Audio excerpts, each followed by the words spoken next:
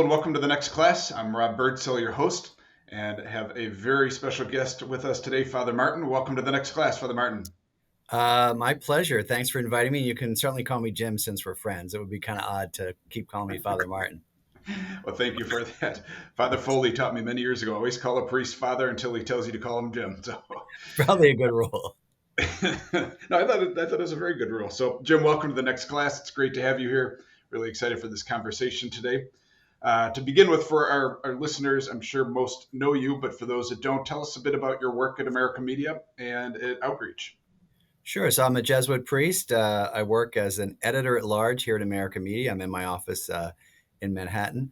We're a Catholic magazine, Catholic media organization. I also work with now a new ministry as part of America Media called Outreach, which is for LGBTQ Catholics. We have a website called outreach.faith and a conference every year. This year it's going to be in Georgetown. So that's become a big part of my ministry as well. And most of the time I'm writing, though, and I think we'll talk about my new book in a little bit. Great. And for our listeners, America Media is outstanding. The magazine, I've been a subscriber for many, many years and highly recommend to anybody, whether you're a Catholic school leader or not. It's great journal by the Jesuits. So highly recommend that. So, Jim, we met many years ago. I think it goes back to about 2007, I was thinking, when I was leading Cristo Rey. And I was almost a permanent resident at your America House. I was such a frequent visitor that at one point my name on my door said Robert Birdsell, S.J. And I took a picture and sent it to my wife, and she said, "Is there something you need to tell me?" We would have loved to have had you. So, Well, I did think of it. I think, I thought about it for many years, and it was a great period of my life in discerning the Jesuits. And our loss is your wife's gain. So, well, my daughters, more and your importantly. daughter, right? But no, we spent a lot of time at America House together. It's a great community. Was it 56 and 6?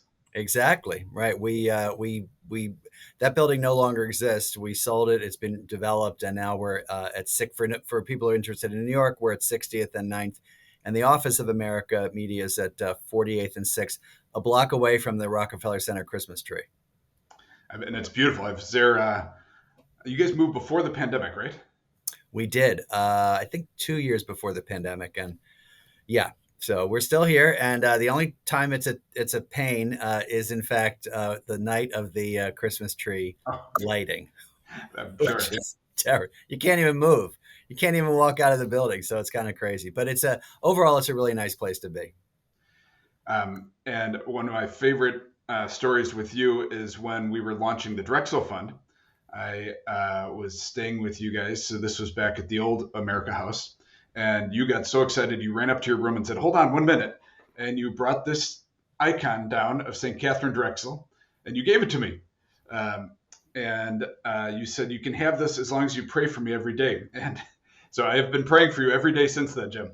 Well, and it's so amazing because, we're in touch frequently through email. And every time you mention that, I'm just so touched. I think I probably said that as a joke. Probably because I didn't expect anyone to pray for me every day, but I'm so grateful. And we're both big Catherine Drexel fans. When we're recording, her feast day was just a couple days ago. And what a great story. But thank you for your prayers. It's a nice chance to publicly thank you for being prayed for daily. Thank you. No, it's great. And for our listeners, our viewers, I'm holding up a great book on Catherine Drexel, an amazing life she had, and the Drexel Fund has been dedicated to continuing her legacy of opening schools, Catholic and non-Catholic schools for underserved people. So in honor of Catherine Drexel. And Jim, you've written a lot. I've got another book. You're going to get embarrassed now when I'm holding all these books up here, but this is one of my favorites, The Jesuit Guide to Almost Everything, which you wrote a number of years ago, right? I did. I think, I guess about maybe 10 years ago at this point. Yeah, I thought so. And then Jesus, a Pilgrimage was up until Beloved. That is an amazing story. And I was actually talking to my mom about this the other day, who she's an infrequent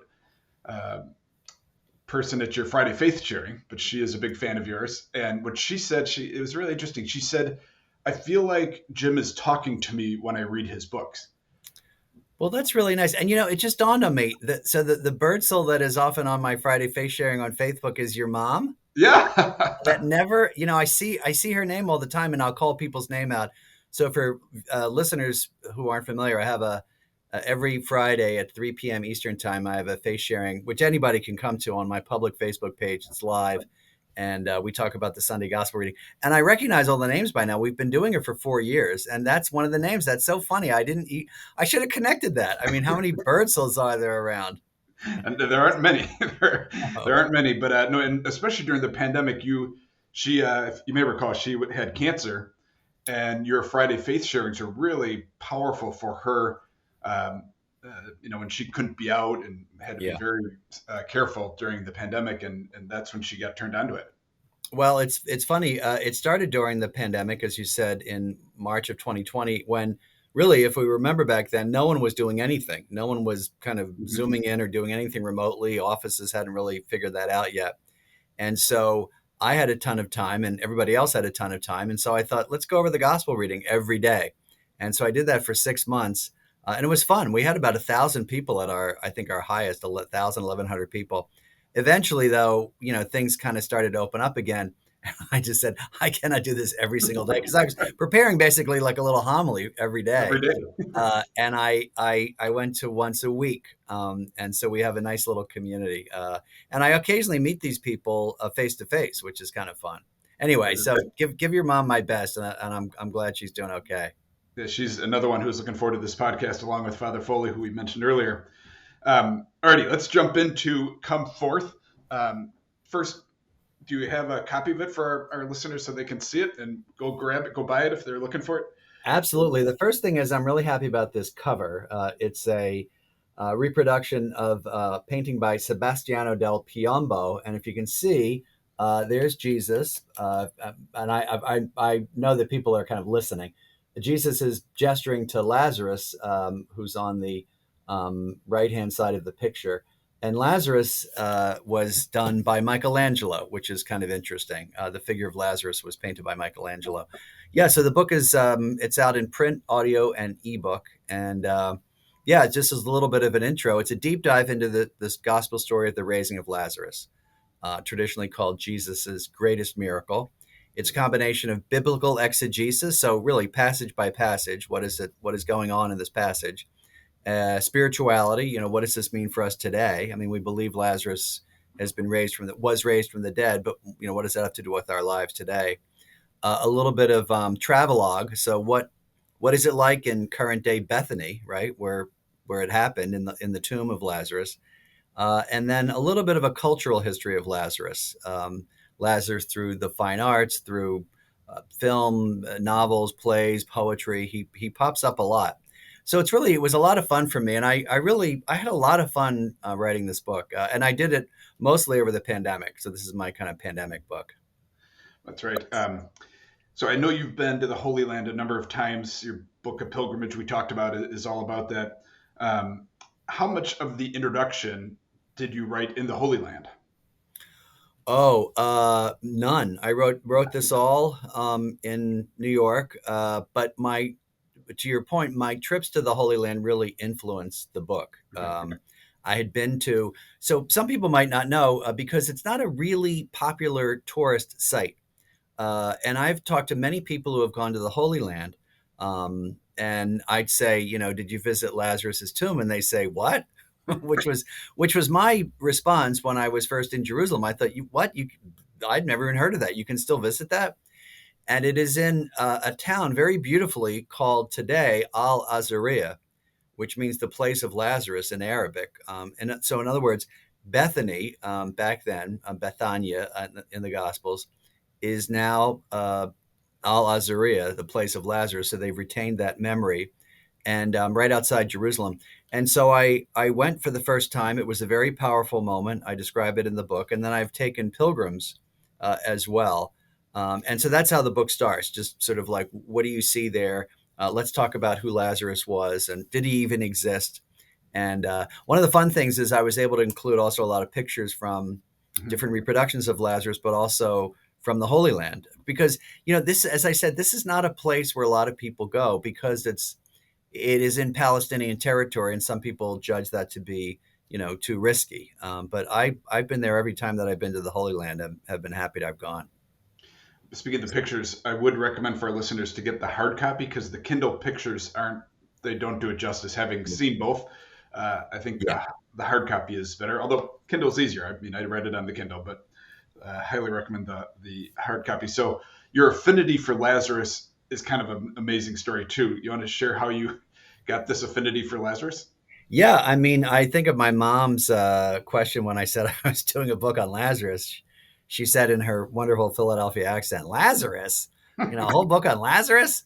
Um, yeah, so when I was young, in 1977, I was 16, and I saw for the first time Franco Zeffirelli's miniseries "Jesus of Nazareth," which, for those of us with long memories, will remember was on TV at Easter and Christmas without fail for many years, maybe for a decade, on network TV, and it's just a beautifully done life of Christ. I think the only thing that might come close would be The Chosen in terms of its Mm-hmm. scope. And it was the raising of Lazarus that for me was the dramatic high point. You see, it's just very dramatic. Someone on horseback comes up to Jesus. There's nothing about horseback in the Gospels, but and says, Lazarus is sick. He goes to Bethany. The next shot is Mary and Martha kind of confronting him. He goes to the tomb. There's this wide shot of the tomb and tiny little opening, and then Jesus, played by Robert Powell, shouts out in a British voice with a British accent, because of course we know, Jesus went to Oxford. Um, he shouts out, "Lazarus, come forth!" Right in this great, and there's this big swell of orchestra music, and the guy comes out, and it's just, I mean, I get goosebumps just describing it. It's really dramatic. By the way, you can still find that on YouTube if you go under, Jesus of Nazareth, Lazarus. It'll come up kind of grainy. And I remember thinking, Rob, like, who is this guy? Like, what? Like, who is he? And why do we never hear about him, other than this? There's a little bit about him in John 12. And who are these sisters that are speaking so bluntly to Jesus? And so it really stuck with me. It's just such a mysterious story, because, as I said, you don't hear about it in the other Gospels, which I talk about in the book. And then when I would bring pilgrims to the Holy Land, the spiritual import of the book was, or is, what do we need to leave behind in our tombs, basically? What keeps us bound or unfree or stuck? Because this was the first meditation I had on my own in the tomb. I'm in a tomb. What am I going to pray about? What do I want to let die, right? And how do I want to hear Jesus's voice calling me to new life? And so, Rob, when I suggested that to the pilgrims, they really liked it. And a lot of them came out of the tomb crying. And so I thought, between my own interest in the story, the experience that I had in the tomb, and the fact that it really means a lot to pilgrims, I thought I'll try my hand at a book on Lazarus. It's great. I find it so interesting that it was a TV show that drew your affinity though, which Yeah, is well, I didn't, we're talking to a lot of Catholic school leaders and Catholic school administrators. My confession is, before I entered the Jesuits, I did not go to Catholic schools. I did not go to a Catholic elementary school, not to a Catholic high school. I went to the University of Pennsylvania, which is certainly not a Catholic school.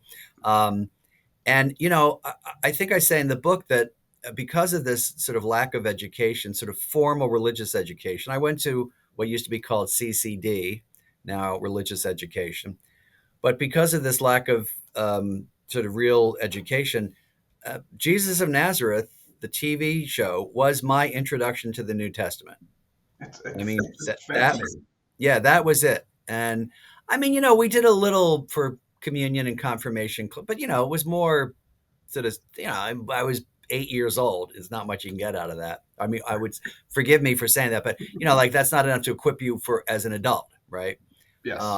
And so that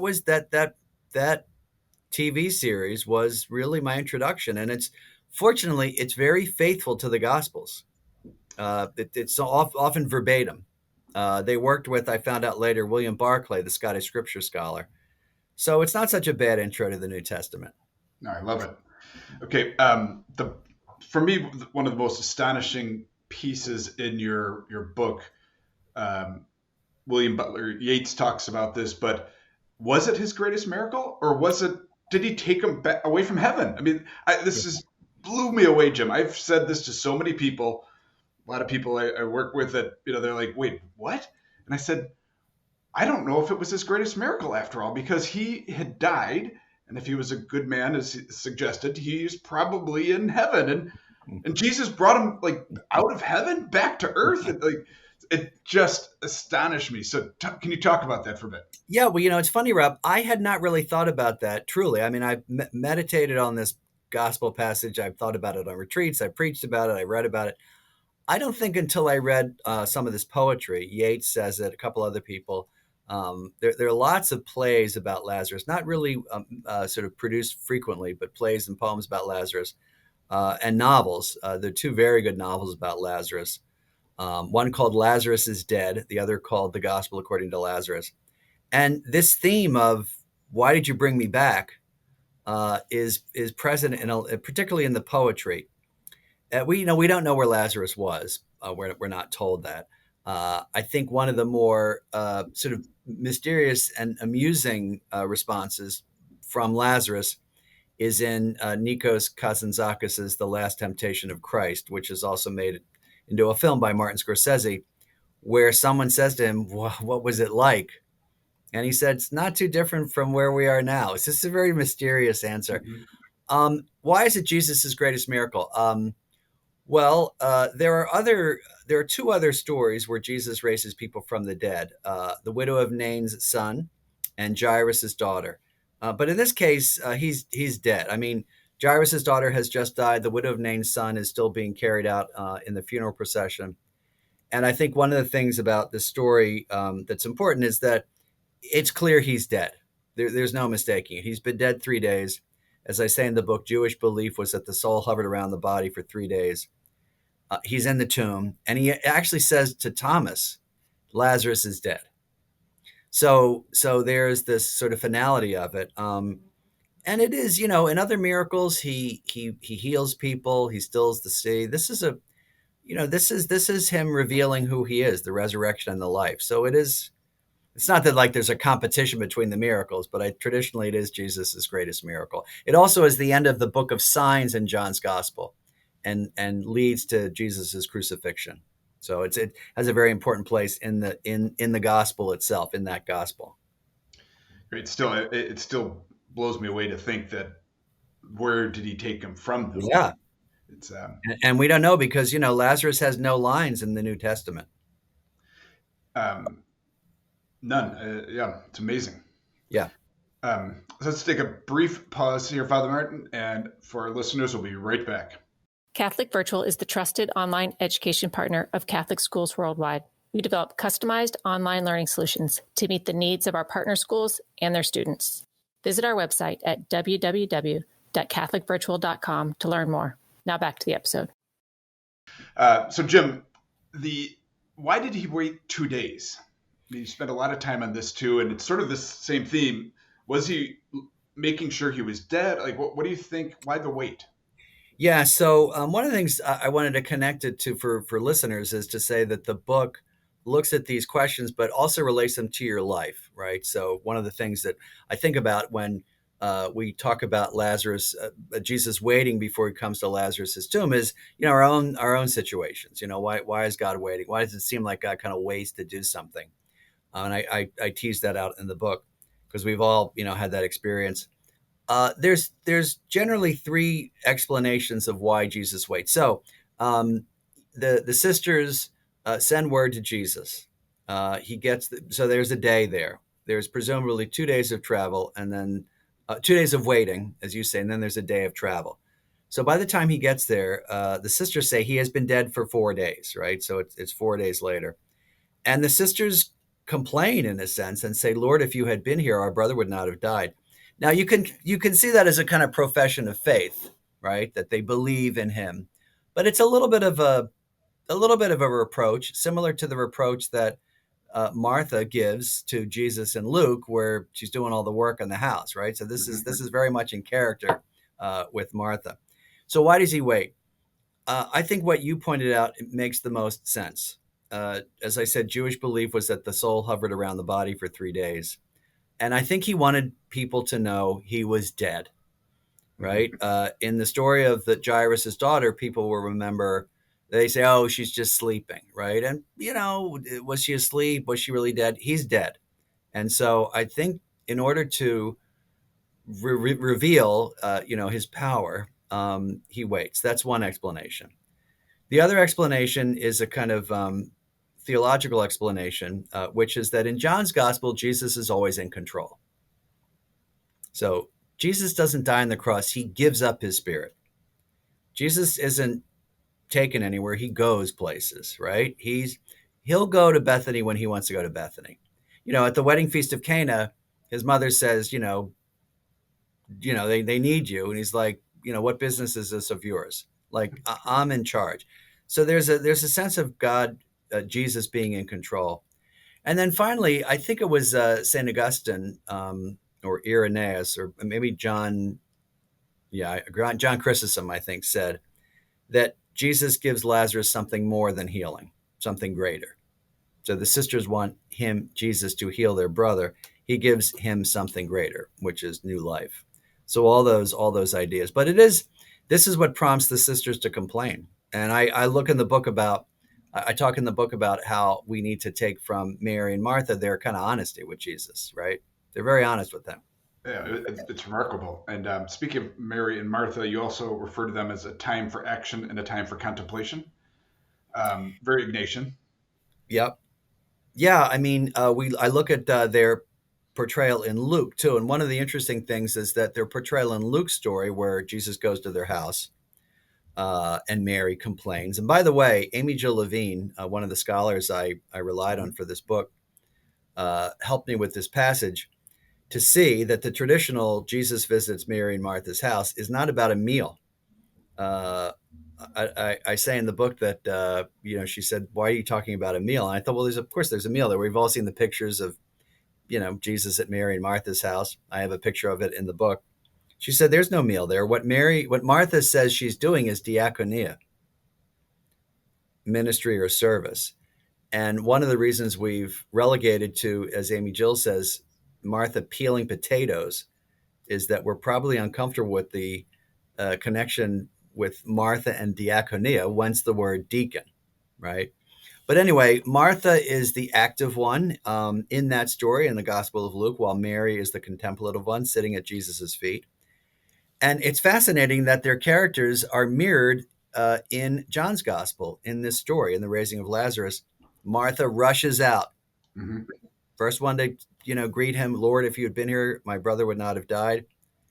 She goes back and says to Mary, the teacher is calling. So at Jesus's word, Mary, who's at home, comes out, and then she kneels at his feet, which is what she does in Luke's gospel. So it's a really fascinating parallel. Their characters really come through in this story. And the character of Lazarus is, of course, central to the story, but so are Mary and Martha. And I talk a lot about them and what they have to tell us, through their lives and through their actions in the Gospels. And can you talk about the depictions of women versus men in the story? Yeah, Martha and Mary are the two prominent women in the story, and interestingly, they're kind of in charge. Mm-hmm. It's Martha's house that Jesus goes to at the, in Luke. Lazarus has no words to speak. A number of people have suggested that, and it's possible, I sort of try to untangle this in the book, that Lazarus might have been in some way disabled. Mm-hmm. Now, why do we say that? Well, first of all, when Jesus goes to Martha and Mary's house, Lazarus is not even there, or at least doesn't speak. So he maybe he was physically or somewhat mentally or developmentally disabled. Also, there's the sense that they're in charge, right? That Lazarus doesn't say, "Please come, I'm sick." The sisters say, "I'm sick." And one of the possible translations of Bethania, in Hebrew or Aramaic, is house of affliction. And there is the possibility that this is one of the three towns mentioned in the Dead Sea Scrolls where people who were sick would stay outside the temple precincts. So maybe this was a place, their house was in this place of affliction. So all these really interesting, kind of insights into the story. But yeah, I think in this story, the women are more in charge than the men. No, it's fascinating, and as a father of three, I love that, and what a great example for young women to see these women in charge. Yeah, and I'd also want to say I want to talk a little bit about this idea of intimacy with God. So Martha in the story at Luke says, "Don't you care to Jesus, who talks like that to Jesus, that I am doing all the diaconia? Don't you care I'm doing all the diaconia? Tell her then to help me." I mean, no one talks to Jesus like that except maybe the disciples who say, "Don't you care we're drowning?" Right? Right. So it's super blunt. And then when Jesus comes to Bethany in the raising of Lazarus, they are also super blunt, right? Lord, if you had been here, our brother would not have died. And then, Mary's saying there's going to be a stench when you open it. This is very blunt. And I think what's really beautiful for us, because most of the book is not about the biblical stuff, it's about the spirituality, for everyday life, is this insight that we only talk to people like that who we know very well. So I give an example from recently. So I was at the Synod in Rome in October, and God willing, we'll go back this October. And people would say to me, especially about the LGBT stuff or women's ordination of the diaconate or whatever, did you tell the Pope this, that, and the other thing? Shaking their finger at me, or as if I'm supposed to shake my finger at the Pope. I say, well, I don't talk to the Pope like that. I just don't. So, but that's a really good insight. Like, I don't talk to the Pope like that and say, hey, do this, right? Or do that, or why didn't you do this? Because I don't know him that well. And, I have this great respect for him. Martha and Mary obviously knew Jesus very well and felt comfortable with him being open. And it's this kind of great intimacy. So there's this kind of honesty that leads to intimacy and intimacy that leads to honesty. And it just grows and grows. And this is basically the point is that this is an invitation for us to be honest with God in prayer, right? To really be transparent and open and honest, and even maybe sometimes complain. And Where are bold. you? I mean, they were bold. Mm-hmm. So, big question in the book that I will pose to you now: is Lazarus the beloved disciple? Yeah, people are really interested in that, and I'm glad because it really fascinated me. So, for listeners who don't know who that is, the beloved disciple is the source of a lot of the stories in John's gospel, but he's never identified. It's called the beloved disciple, or as scripture scholars call him, the BD, which I think is it's just great. And there have been many theories about who it is. So the most common theory, I think the one that most people will know of, is that it is the writer of John's gospel. It's just the beloved disciple is writing John's gospel and refers to himself. It's probably himself, not a herself, for a number of reasons. Some people think it's the apostle Thomas. It's James, the son of Zebedee, or John, the son of Zebedee, one of the other disciples. Some people think it might be a stand-in. The beloved disciple is everybody, right? The beloved disciple is at the Last Supper. The beloved disciple is at the cross. Increasingly, more and more scholars think that it is Lazarus. And perhaps the most prominent scholar is Ben Witherington, who just visited our offices a few days ago. Yeah. And there are a lot of proofs for that. Now, why would we say that? Why would we say Lazarus is the beloved disciple? Well, first of all, he's called in John 11, the story, he whom you love. When the sisters send word to Jesus that their brother is ill, they don't say Lazarus, your disciple, Lazarus, our brother, Lazarus of Bethany. They say he whom you love, hon philes. I didn't realize this until I started doing the research. The beloved disciple doesn't appear until after that. So it is as if this was the introduction of the beloved disciple into the story.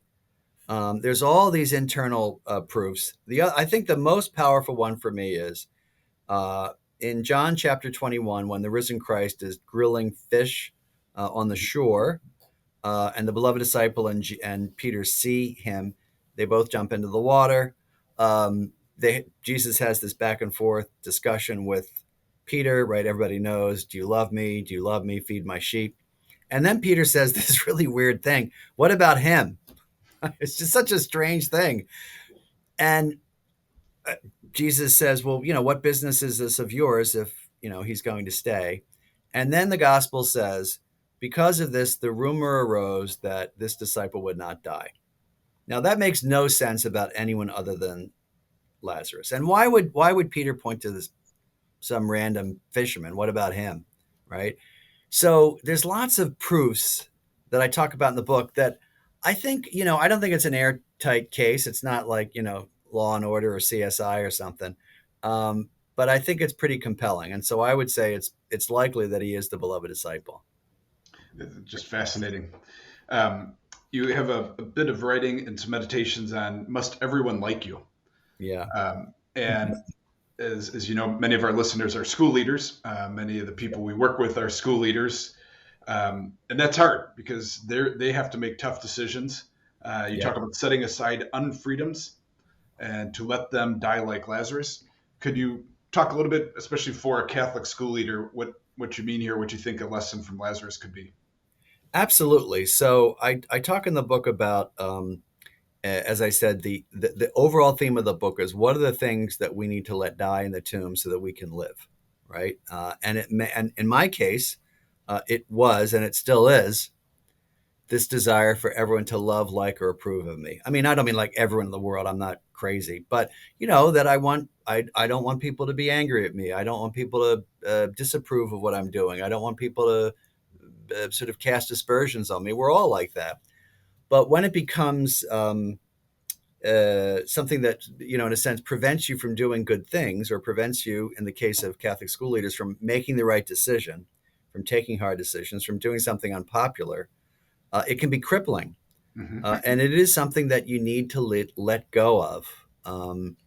As you mentioned, I do a lot of LGBTQ ministry, and there are a lot of people who, and this is not sort of excessive to say, who hate me, right? I mean, who hate me, and you can go online and you can find that. If I only waited for everyone's approval before I said anything, I wouldn't be able to do this kind of ministry. Jesus, in the rejection at Nazareth in Luke's gospel, he stands up and he says he's the Messiah, and they try to kill him. The people in his town send him out to the brow of a hill and they try to kill him. And so, for me, the great insight, and I'll share this, I share this in the book, and we're talking to Catholics here. I was on retreat once, and my retreat director said, I'd like you to pray about this passage. And I remember praying about it in an Ignatian way, right? Imagining yourself in the scripture. And I realized that I'd only ever seen this from the point of view of the townspeople.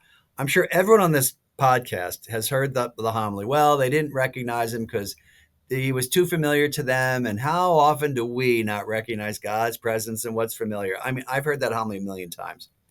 But this time I saw it from the point of view of Jesus. Like, how was he able to stand up and say something so unpopular, which he knew was going to be unpopular? He knew these people. It's a small town of 200 or 400 people. How was he able to do that? And the words that came to me in prayer, and I don't mean I heard them, but the words that came into my mind in prayer was Jesus saying to me, "Must everyone like you?" It was a really profound moment for me. I heard those words, or imagined those words, as clear as a bell. And I remember laughing and saying to my spiritual director, "Yes, everyone must like me." But, the invitation to be free of the need for everyone to like you, even, other administrators, staff, faculty, students, parents, Yeah. alumni, I'm sure, and, you've had experience with this.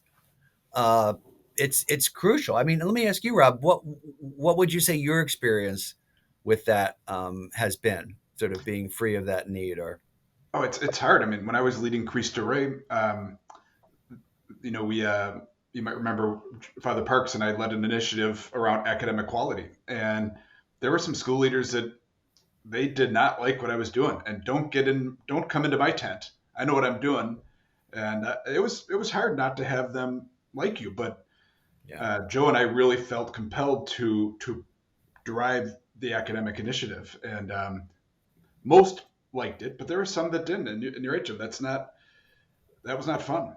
Um, it's not fun, and it's quite painful. And I think it's endemic with people who are in leadership positions.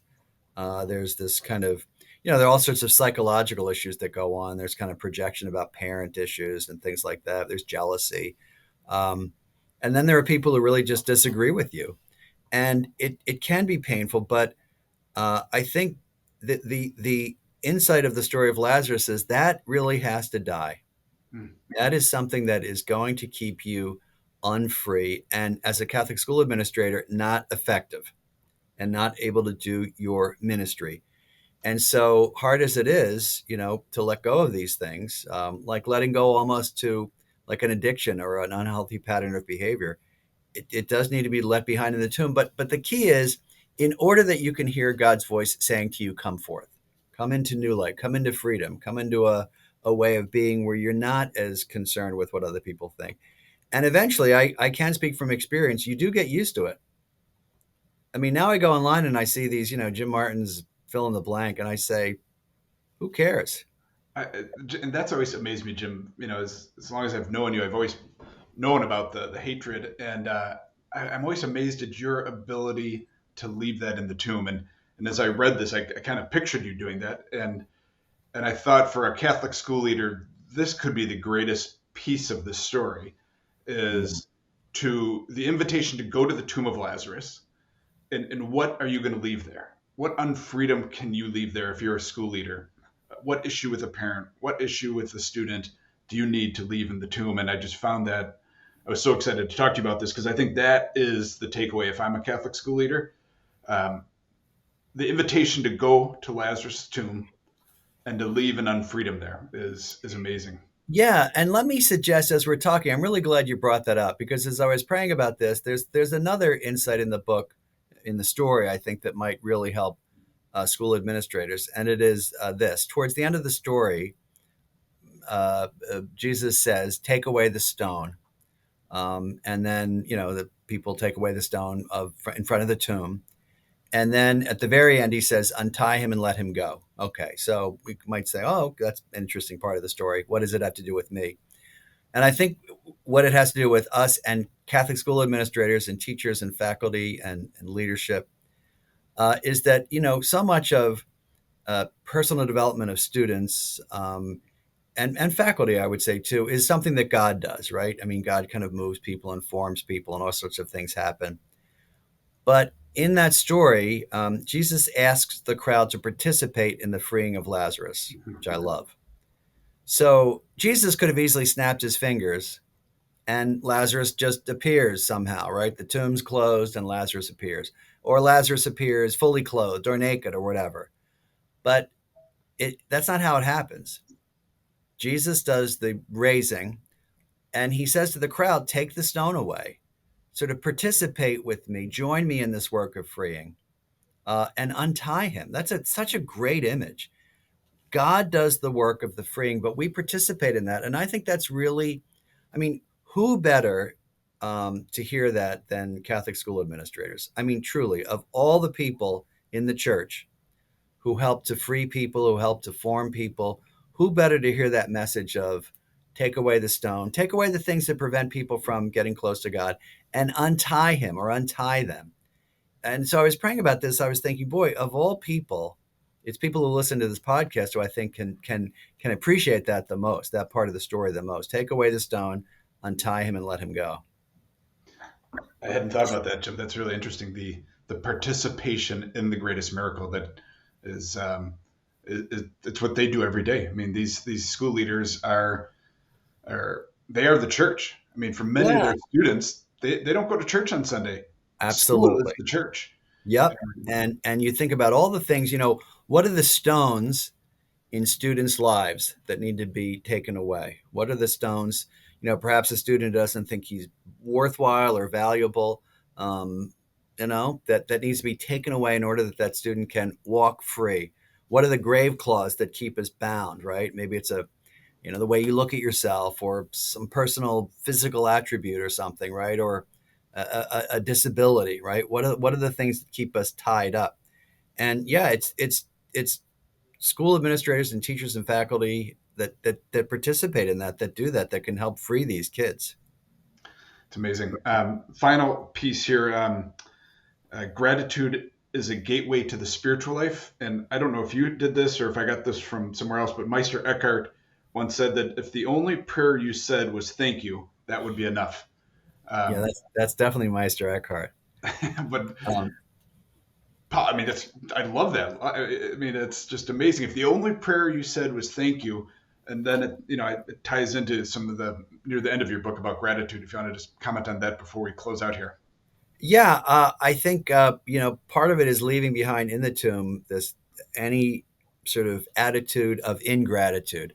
Saint Hmm. Ignatius said that ingratitude was the worst, the most abominable, and the origin of all sins. Really? And I think he's right. I think part of it is we end up comparing ourselves to other people.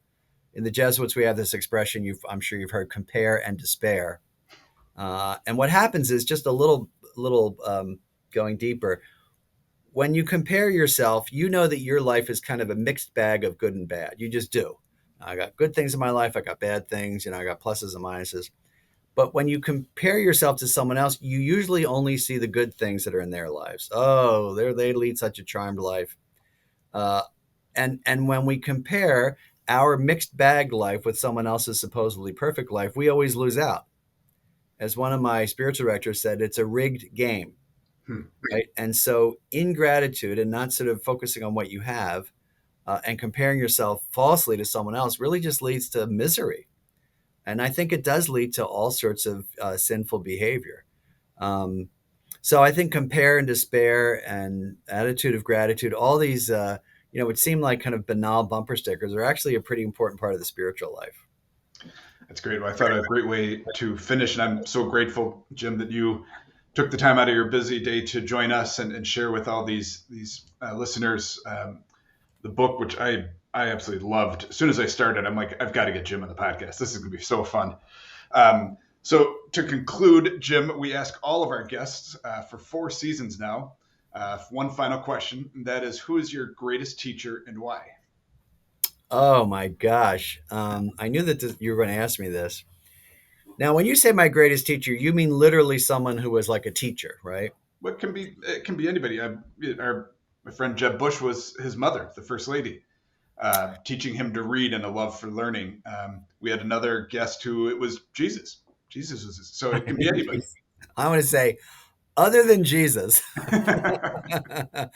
I would have to say there are 2 people that come to mind. I'm going to say 2 people, if that's okay. The first is my first spiritual director, David Donovan, who taught me how to pray and really sort of moved me into this world where you can experience God through all things and you can pray and you can do Ignatian contemplation. But when I think of teacher, I really do think of a guy that I mention a lot in the book, Father Dan Harrington.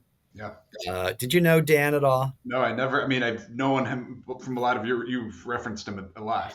He was he died a few years ago. He was my professor of New Testament in graduate theology studies at the old Weston Jesuit School of Theology. Then he moved over to Boston College.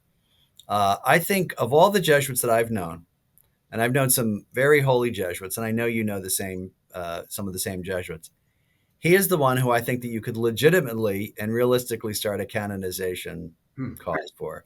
Wow. He was such a kind person, steeped in the Gospels, and he knew everything about the Gospels. As the joke went, he's forgotten more about the Gospels than we know.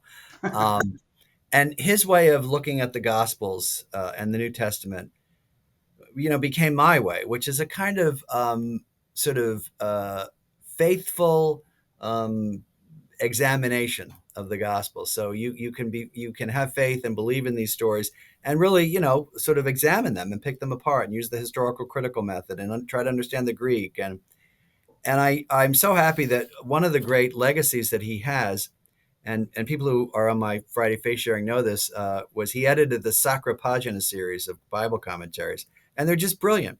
They're brilliant. And so much of what I know about the Gospels and what I know about Jesus and how I see the Gospels is really through Dan's eyes. And so he was an amazing teacher. He was so clear. They used to call him Desert Dan because he was clear, he was dry, and you could see what was coming from miles away. Those are Dan. The other great joke was, well, I'll end with a joke. He died fairly young. I mean, young to me, I think he was 72, 73. And he was really still kind of at the peak of his powers. So at his funeral at Boston College at St. Ignatius, the joke was that Dan was called to heaven because Jesus wanted someone to explain the book of Revelation to him. That's great. So I think David Donovan and Dan Harrington, two of my greatest teachers. Great. Well, Jim, thank you again. To our listeners, if you enjoyed this conversation, please share this with your friends and family. Like it on whatever platform you're listening. A little preview, we have 2 episodes coming up about artificial intelligence in Catholic education with some great guests. And we have one, Rick Hess and Mike McShane, coming on to talk about their book, Getting Education Right. A little different than Lazarus, but all about Catholic schools and education and serving the young students we have. So thank you all for joining us today. The next class, we hope you join us for our next one.